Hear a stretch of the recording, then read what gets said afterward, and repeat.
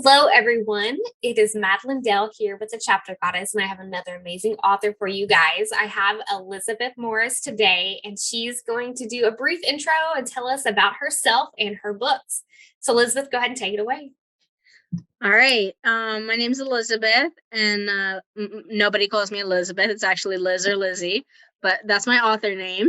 and this is my first book. This is Tiger's Blood, and I started writing this when I was 13. So if you read it, just be aware I was inexperienced in writing. But this was my first book, and I published it. I wrote it at 13, published it at 17. And it's about a world called Totem, and there's creatures called Bloods, and they are half animal, half human shapeshifters. And there's the rarest blood of them all is the tiger blood, who's on the cover, and her name's Kira. That's the main character. And then here's my second book, Rise of the Rebels, which is the sequel to Tiger's Blood, and it follows the same premise about that. Just a year later after the events happened in book one. And I am working on a 5-book series for it's called the Blood of the Beast series. That's what this series is called. So yeah. Nice. That is awesome. And you started that young. I like that. You've got a lot of inspiration and drive there, and it shows. I love the covers also. They're very pretty. Yeah. And also that the main character's name is Kira. So one of my dogs was named Kira, and she was really, really close to me. And I actually lost her last year about this time. So that's like a little personal thing there. I love it. So where did you get the idea for this world, and like why, like specifically blood? Like, okay, what is it? It's blood. They're called Bloods, but they're shifters. They're okay, yeah. Shifters. I was like, wait, they're like that, guys. I was trying to figure out like what is the difference between like the regular kind of shifter and your shifters. So I guess a regular kind of shifter would be like they could, I don't know, like they would shift into whatever form. Werewolf, I guess, is the term.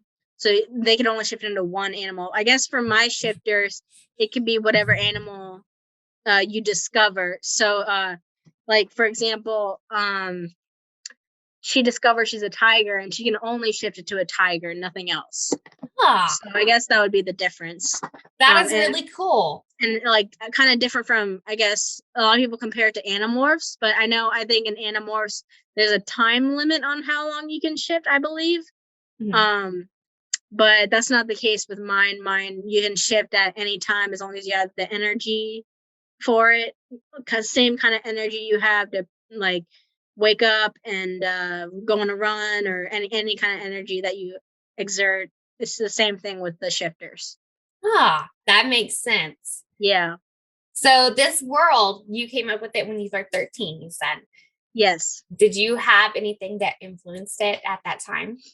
So when I first wanted to write this, I had a dream that I was my main character shifting into the tiger form.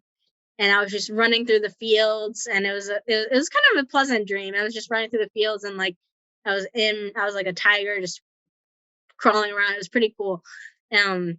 But a lot of the inspiration for the first book was the dream and the people around me, my friends, my family, everyone who supported me. I had the idea when I was 13, and I love tigers, and I wanted to write a story about shifting tigers, and out came my book. So yeah. That is awesome. So on your way to publishing the book, what was your biggest struggle that you found? The biggest struggle, I guess, was after I published it, getting people to read it.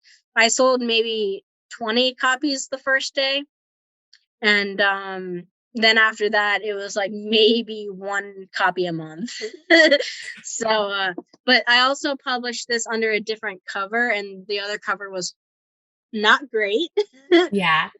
It was like not as high quality as this one. So I think that also had an effect with it. People didn't like the cover. So that's when I decided to change it. for the better. The things we learn as new authors. It's crazy. I did the same thing. I had made the same like issues with publishing my first book. I had my cover. I was like, oh, I can do this on my own. Yeah. No, it was so bad. No. You gotta get help on the covers and the editing and everything when you're publishing, because you're the writer, you write the words down, but you'll need help with the formatting and the editing and the covers and everything else. So like I think outside sources are good for that. Oh yeah, I totally agree. Yeah. And it was a hard lesson to learn that the first go for me. Mm-hmm. So with your main character, Kira, I noticed in the synopsis for your book, you mentioned 3 males. Do they become love interests? 2 of them do. Yes, there's a love triangle, and they do become a sort of love interest for Kira. I'm not going to spoil, but they 2 of them do become sort of love interest for Kira. Yeah. Sweet. I saw that and I was like, ooh. Yeah. So would you say does it have romance in it, or is it just hint at kind of romance thing? There is a little bit of romance in it. It doesn't overwhelm the story. I try to focus on the plot more so. And but there is bits of romance in the plot.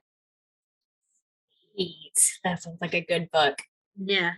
So with your writing schedule, do you stick to a routine for writing, or is it just when you get a chance to write kind of thing? So normally it's when I get a chance. I write when I'm in the mood, when I feel like it, and when I get inspired. So I don't stick to a set schedule. Sometimes I'll write every day of the week. Sometimes I'll write once a week. Sometimes I'll write once every 2 weeks. Like it really varies. For example, I haven't written in like a week, but because I'm working on book 3 right now. But it all depends on how I'm feeling, and if I wake up and I'm like, I want to write today, then I do it. So it all depends on how I'm feeling. That is good though, because doing it when the inspiration hits makes it a little bit easier. Mm-hmm.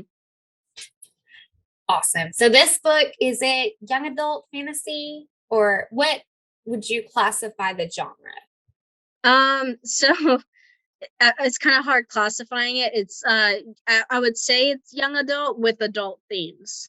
Like the characters are young, they're teenagers, and I think a lot of like young people will relate to it. But it does have some adult language, some adult violence, and some just adult themes in it. But I guess I would classify it as young adult to adult fantasy fiction. Sweet. It was, I was confused because I was looking at trying to figure out which one it was. I had like, you know, how Amazon does all those random like categories. I was like, okay, I'm going to ask. Yeah. Gotta love those random categories. So with these books, you said you were planning 5, right? Yes. Is Kira going to be featured again in any of the others?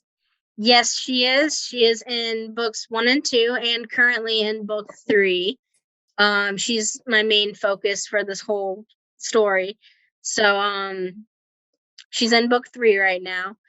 And there's a lot more characters coming more than Kira. So there's a lot of new characters that I'm trying to develop and add into my stories, as well as keep the main characters alive, for now. So in writing the book, did you have a favorite scene that you wrote? Oh, yes, in book 2, actually. I think it's in chapter 12, 11, one of the 2. I don't remember what chapter it was, but in book 2 there is a scene where Kira breaks down, and you just show her raw mentality, and like she's just emotional and angry and like all these emotions at once. I think that was one of the best scenes that I wrote. Just because I was also in like a dark place at that time as I was writing it, and it's just kind of raw emotion written out on the page. I think that's probably one of the best scenes that I wrote. She's just locked in her cell, and it's in her head. She's just in her head the whole chapter, and it's pretty good. Wow, that is intense. Yeah. That's gotta be good. Did you have a favorite character specifically outside of Kira that you love in the books? Probably in book 2, probably either Skylar or Leah. Kind of a tie between them. I love Skylar.